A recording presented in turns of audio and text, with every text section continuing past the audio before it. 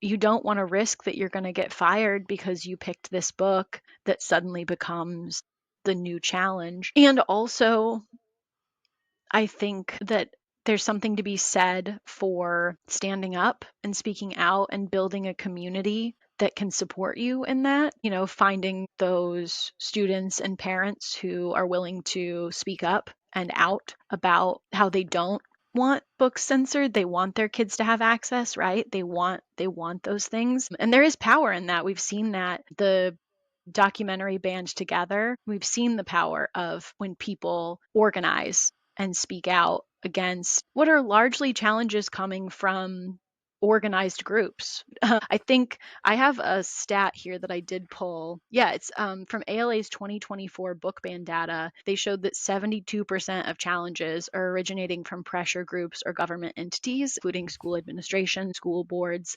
They're not coming from parents largely. They're not coming from parents who have concerns for their kids. They're coming from groups that have been organized specifically for these reasons, right? And I think when librarians find those supports and when parents and patrons of the library are willing to speak up in support of their libraries, in support of their librarians, there's power in that. And I think that's, there's a lot to be said for, obviously you have to have something to back you up. You have to have good collection development policies. You have to have the right tools. ALA has a lot of great, which is the American Library Association. I've been throwing ALA out. I should have said earlier, for anyone who doesn't know, the American Library Association has a lot of great tools and resources for school libraries and public libraries facing challenges that you can find on their site. So being prepared and being ready when these challenges occur, I think, is a huge